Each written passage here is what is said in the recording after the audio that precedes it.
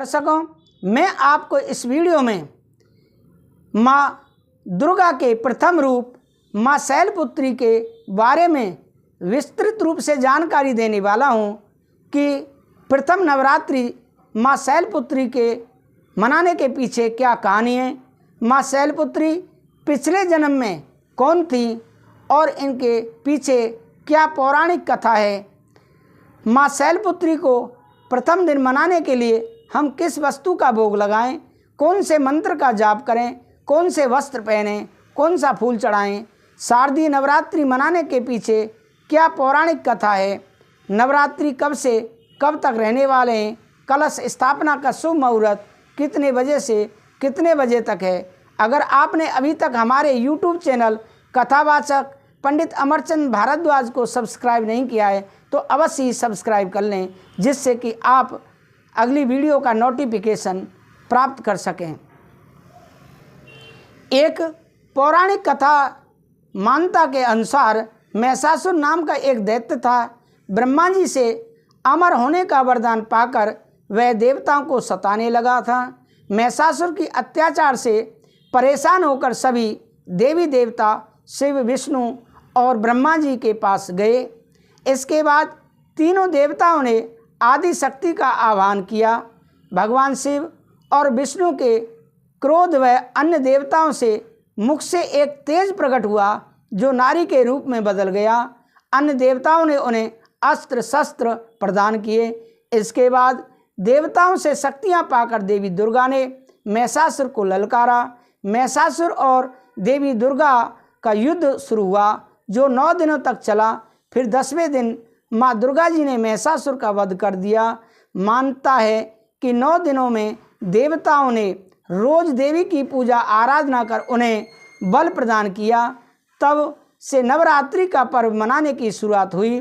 दूसरी पौराणिक कथा भगवान श्री राम से जुड़ी मान्यता के अनुसार कहा जाता है कि माता सीता को रावण के चंगुल से छुड़ाने और रावण पर विजय पाने के लिए श्री राम ने देवी दुर्गा का अनुष्ठान किया। यह अनुष्ठान लगातार 9 दिन तक चला। अंतिम दिन देवी ने प्रकट होकर श्री राम को विजय का आशीर्वाद दिया। 10वें दिन श्री राम ने रावण का वध कर दिया। प्रभु श्री राम ने आश्विन मास के शुक्ल पक्ष की प्रतिपदा से, जो कि इस साल 3 अक्टूबर 2024 गुरुवार से प्रारंभ हो रहे हैं, इस बार देवी दुर्गा गुरुवार को पालकी पर सवार होकर आ रही हैं। देवी पुराण में पालकी पर सवार होकर आना शुभ माना गया है, लेकिन पालकी पर सवार होकर जाना आंशिक रूप से महामारी का कारण भी माना जाता है। इसलिए देश में बीमारी और महामारी फैलने की आशंका रहने वाली है। कलश स्थापना का सर्वश्रेष्ठ शुभ मुहूर्त प्रातःकाल 6:24 से लेकर सुबह 8:45 तक है। अभिजित मुहूर्त दिन में 11:52 से लेकर 12:39 तक और चौगड़िया मुहूर्त शुभ का चौगड़िया 6:24 से लेकर 7:52 तक है। शारदीय नवरात्रि की शुरुआत 3 अक्टूबर से शुरू हो रही है, जिसका समापन 12 अक्टूबर को होगा। माँ दुर्गा पहले स्वरूप में शैलपुत्री के नाम से जानी जाती है। पर्वतराज हिमालय के यहाँ पुत्री के रूप में उत्पन्न होने के कारण माता का नाम शैलपुत्री पड़ा था।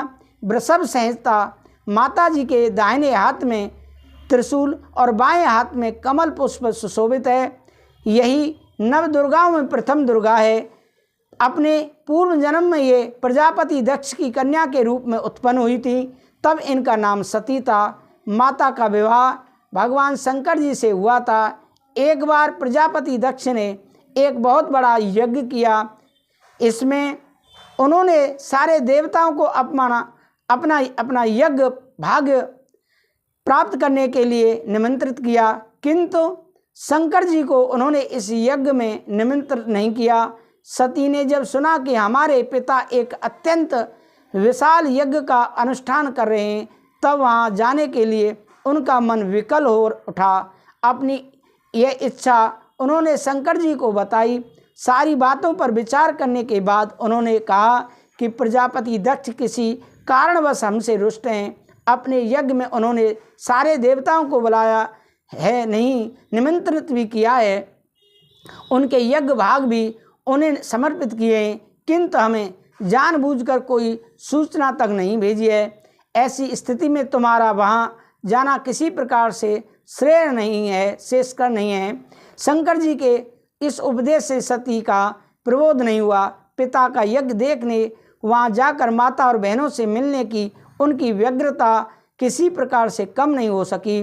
उनका प्रबल आग्रह देखकर भगवान शंकर जी ने उन्हें वहाँ जाने की अनुमति दे दी। सती ने पिता के घर पहुंचकर देखा कि कोई भी उनसे आदर और प्रेम के साथ बातचीत नहीं कर रहा है। सारे लोग मुंह फेरे हुए, केवल उनकी माता ने स्नेह से उन्हें गले लगाया। बहनों की बातों में व्यंग और उपहास भरे हुए थे। उन्होंने यह भी देखा कि वहाँ भगवान शंकर जी के प्रति तिरस्कार का भाव भरा हुआ है। दक्ष ने उनके प्रति कुछ अपमानजनक वचन भी कहे। यह सब देखकर सती का हृदय क्षोभ, ग्लानि और क्रोध से संतप्त हो उठा। उन्होंने सोचा, भगवान शंकर जी को बात न मान, यहाँ आकर मैंने बहुत बड़ी गलती की है। वे अपने पति भगवान शंकर के इस अपमान को सह न सकी। उन्होंने अपने उस रूप को तत्क्षण वहीं योगाग्नि द्वारा जलाकर भस्म कर दिया। वज्रपात के समान इस दारुण दुखद घटना को सुनकर शंकर जी ने क्रुद्ध हो अपने गणों को भेजकर दक्ष के उस यज्ञ का पूर्णतः विध्वंस करा दिया। सती ने योगाग्नि द्वारा अपने शरीर को भस्म कर अगले जन्म में शैलराज हिमालय की पुत्री के रूप में जन्म लिया। इस बार वह शैलपुत्री नाम से विख्यात हुई। पार्वती, हेमवती भी उन्हीं के नाम हैं। उपनिषद की यह कथा के अनुसार इन्होंने हेमवती रूप से देवताओं का गर्व भंजन किया था। शैलपुत्री का विवाह शंकर जी से हुआ। पूर्व जन्म की भांति इस जन्म में भी वह शिवजी की अर्धांगिनी बनी। नव दुर्गाओं में प्रथम शैलपुत्री दुर्गा का महत्व और शक्तियाँ अनंत। नवरात्र पूजन में प्रथम दिवस इन्हीं की पूजा और उपासना की जाती है। इस प्रथम दिन की उपासना में योगी अपने मन को मूलाधार चक्र में स्थित करते हैं। यहीं से उनकी योग साधना का प्रारंभ होता है।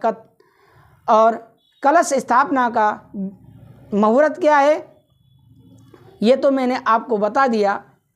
अब हम आगे बताने वाले हैं कि कलश स्थापना कैसे करें। तो चौकी कैसे बिठाएं, ठीक से साफ सफाई करें।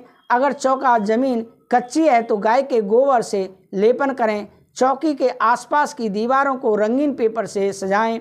एक छोटा मिट्टी का बर्तन लें, उसमें पीली मिट्टी डालें। मिट्टी का चौथाई हिस्सा जौ लें, इसे मिट्टी में ठीक से मिलाएं और आवश्यकता अनुसार पानी डालें। उस मिट्टी के बर्तन के ऊपर मिट्टी कलश पानी भरकर रखें। मिट्टी के कलश में एक सुपारी और एक सिक्का तथा गंगा जल डालें। कलश की गर्दन मतलब कि ऊपरी हिस्से पर कलावा बांधें। कलश पर स्वास्तिक सातिया बनाएं। कलश के ऊपर 5 पत्तों के आम के टहनी रखें। अगर आम के पत्ते नहीं हैं तो अशोक के 5 पत्ते की टहनी रखें। उसके ऊपर जटा वाला नारियल एवं नारियल पर एक लाल अंगोछा अथवा माता की लाल चुन्नी लपेटें। उसके ऊपर कलावा बांधें। नारियल के ऊपर फूलों की माला रखें। इस कलश स्थापना उत्तर दिशा में करें अथवा उत्तर पूर्व में करें। माता की चौकी पूर्व दिशा में रखें, जिससे कि पूजा करने वाले का मुँह पूर्व दिशा की ओर हो। चौकी पर लाल कपड़ा बिछाएं, उसे कलावा से चौकी पर बांधें। लाल कपड़ा बिछाकर माता की प्रतिमा रखें। अखंड दीपक जलाएं। प्रतिदिन सुबह शाम दीपक अवश्य जलाएं। सुबह शाम माता की आरती जरूर करें। प्रथम दिन माँ शैलपुत्री को सफ़ेद बर्फी या दूध से बनी मिठाई का भोग लगाएं। गुड़हल का फूल चढ़ाएं तथा पीले वस्त्र पहने और मंत्र का जाप करें। या देवी सर्वभूतेषु माँ शैलपुत्री रूपेण संस्था नमस्तस्यै नमस्तस्यै नमस्तस्यै नमो नमः, इस मंत्र का जाप करें। दर्शकों, आपको हमारी माँ शैलपुत्री के बारे में कथा कैसी लगी, आप अवश्य कमेंट करके बताएं। अगर हमारी कोई गलती है उसके लिए हम क्षमा प्रार्थी हैं। अगर अच्छी है तो आप हमारा उत्साहवर्धन जरूर करें, कमेंट जरूर करें, जिससे कि मालूम लगे कि हम गलत हैं या सही हैं। आप अपने घर पर पूजा पाठ कराने के लिए भी दिए हुए नंबर पर संपर्क कर सकते हैं। श्रीमद् भागवत कथा कराने के लिए भी दिए हुए नंबर पर संपर्क कर सकते हैं। हम श्रीमद् भागवत कथा बहुत ही कम पैसे में करते हैं। आप हमें कोई भी अपनी घर की समस्या हेतु हमसे संपर्क कर सकते हैं। हम पूजा पाठ के माध्यम से आपकी घर की हर समस्या को सुलझाने में सक्षम हैं। मैं विदा लेता हूँ। राधे राधे, जय श्री राधे।